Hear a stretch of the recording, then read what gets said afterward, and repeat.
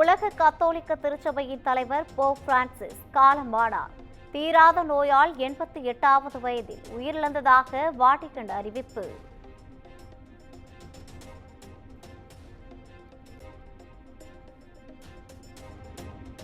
இயேசு உயிர்த்தெழுந்த ஈஸ்டருக்கு மறுதினத்தில் மறைந்த போப் பிரான்சிஸ் உலகம் முழுவதும் வாழும் கத்தோலிக்க கிறிஸ்தவர்கள் கண்ணீர் அஞ்சலி.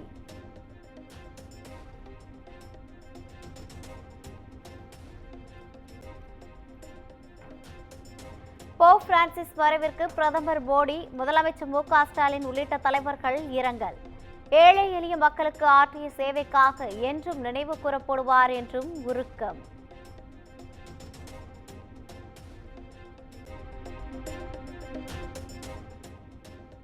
நீட் விவகாரத்தில் திமுக வாக்குறுதி கொடுத்தது உண்மைதான் என்று பேரவையில் முதலமைச்சர் மு.க. ஸ்டாலின் பேச்சு. மத்தியில் இந்தியா கூட்டணி ஆட்சி அமைந்திருந்தால் நீட் ரத்து செய்யப்பட்டிருக்கும் என்றும் விளக்கம்.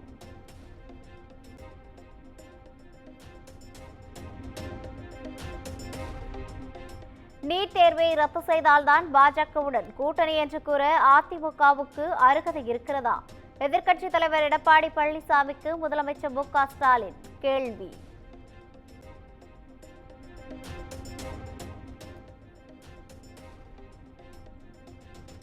அதிமுக பாஜக கூட்டணியை பார்த்து முதலமைச்சருக்கு பயம் வந்துவிட்டது. நாங்கள் கூட்டணி சேர்வதில் என்ன தவறு என்றும் முதலமைச்சர் மு.க. ஸ்டாலினுக்கு எடப்பாடி பழனிசாமி கேள்வி.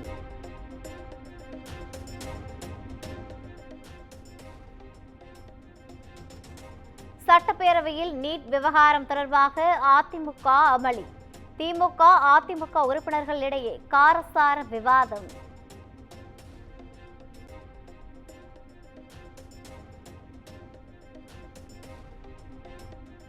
திருச்சி உறையூரில் சுகாதாரமற்ற குடிநீரை குடித்ததால் 4 பேர் உயிரிழந்ததாக கூறப்படும் விவகாரம். குடிநீரில் கழிவுநீர் கலப்பதாக மக்கள் புகார் அளித்தும் மாநகராட்சி நடவடிக்கை எடுக்கவில்லை என பேரவையில் இபிஎஸ் குற்றச்சாட்டு.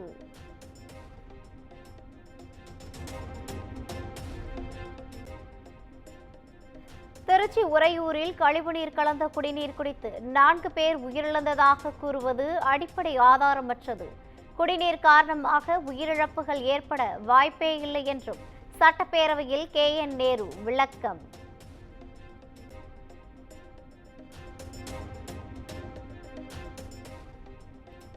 கூடலூர் தொகுதியில் தகவல் தொழில்நுட்ப பூங்கா அமைக்க அதிமுக எம்எல்ஏ கோரிக்கை. தன்னிடம் நிதியும் இல்லை, அதிகாரமும் இல்லை என்று அமைச்சர் PTR பழனிவேல் தியாகராஜன் ஆதங்கம்.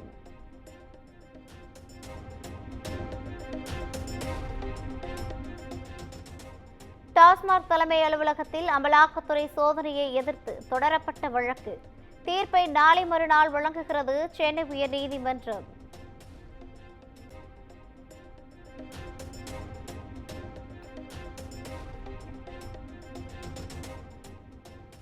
போதைப்பொருள் கடத்தல் வழக்கில் ஜாஃபர் சாதிக்கிற்கு ஜாமீன்.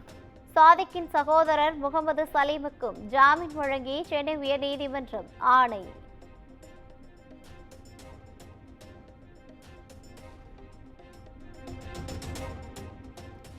சென்னையில் ஆபரண தங்கத்தின் விலை புதிய உச்சமாக கிராம் 9,000 ரூபாயை தாண்டியது.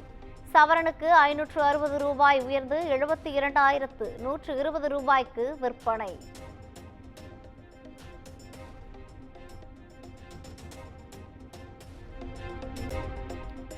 நீதித்துறைக்கு எதிரான ஆளும் கட்சி தலைவர்களின் கருத்துக்களை உச்சநீதிமன்றம் உன்னிப்பாக கவனித்து வருகிறது.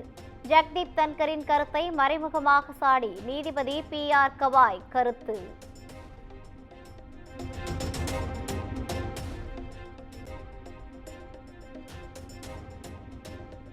கோவையில் வருகின்ற 26, 27 ஆகிய தேதிகளில் தாவேக பூத் கமிட்டி கூட்டம் நடைபெறும் என அறிவிப்பு.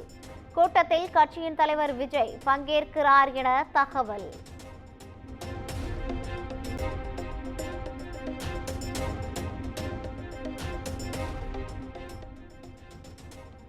தமிழ்நாடு மற்றும் புதுச்சேரியில் வருகின்ற 25ஆம் தேதி வரை வெப்பநிலை இயல்பை விட அதிகரிக்கும்.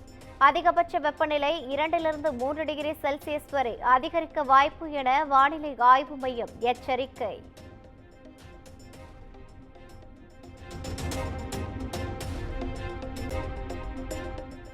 புதுக்கோட்டை மாவட்டம் ஆலங்குடி அருகே கோவில் நிலம் தொடர்பாக இருதரப்பினரிடையே மோதல். நீதிமன்றத்தில் வழக்கு நிலுவையில் உள்ள நிலையில் ஒரு தரப்பினர் சாலை மறியல்.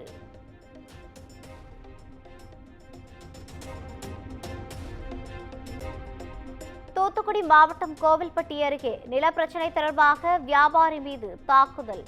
4 பேர் கைது செய்யப்பட்ட நிலையில் தாக்குதல் தொடர்பான சிசிடிவி காட்சி வெளியானது.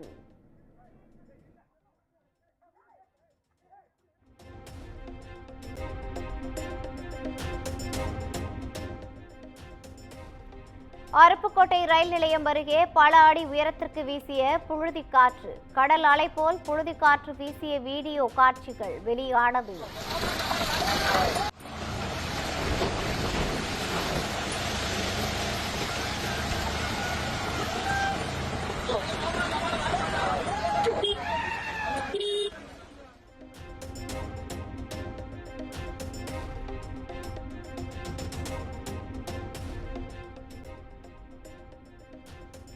தூத்துக்குடி அனல் மின் நிலைய ஒப்பந்த ஊழியர்கள் 5வது நாளாக வேலை நிறுத்த போராட்டம்.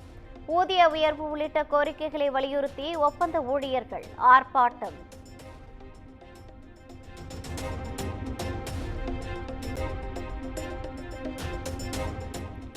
சென்னை KK நகரில் மின்வாரிய ஊழியரை போலீசாரின் கண்முன்னே தாக்கிய திமுக நிர்வாகிகள். தாக்குதலுக்கு உள்ளான மின்வாரிய ஊழியர்கள் அளித்த புகாரின் அடிப்படையில் போலீசார் வழக்கு பதிவு.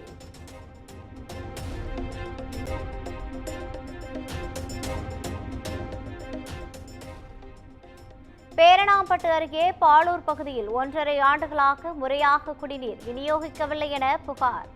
ஆம்பூர் பேரணாம்பட்டு சாலையில் பொதுமக்கள் மறியல் போராட்டம்.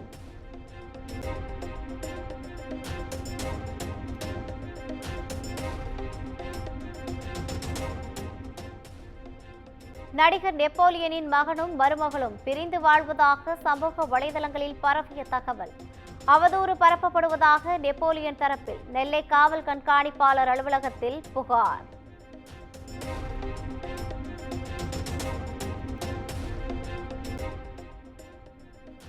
நடிகர் சிவாஜி கணேசன் வீட்டை ஜப்தி செய்யும் உத்தரவை ரத்து செய்தது சென்னை உயர்நீதிமன்றம். நடிகர் பிரபுதான் அன்னை இல்லத்தின் முழு உரிமையாளர் என்றும் ஆணை.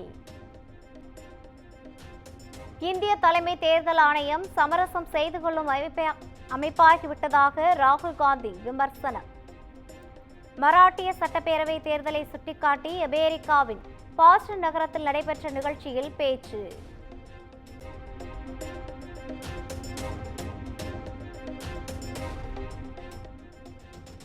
இந்தி திணிப்பு என கூறுவது தவறு, மராத்தியே கட்டாயம். எதிர்ப்புகளுக்கு மத்தியில் மகாராஷ்டிர முதலமைச்சர் தேவேந்திர பட்னாவிஸ் கருத்து.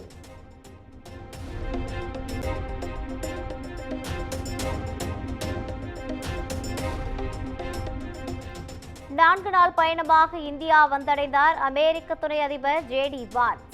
டெல்லி விமான நிலையத்தில் சிவப்பு கம்பள வரவேற்பு.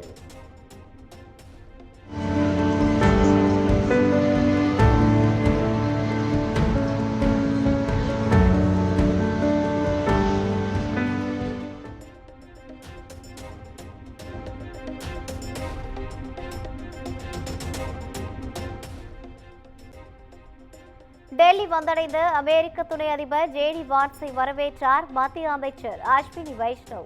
முப்படை வீரர்களின் அணிவகுப்பு மரியாதையை ஏற்றுக்கொண்டார்.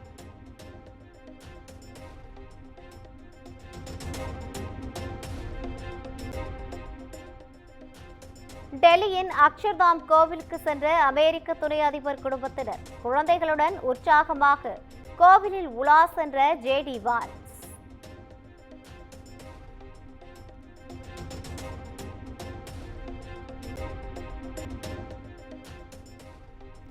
இந்திய கிரிக்கெட் அணியின் ஊதிய பட்டியலை வெளியிட்ட BCCI.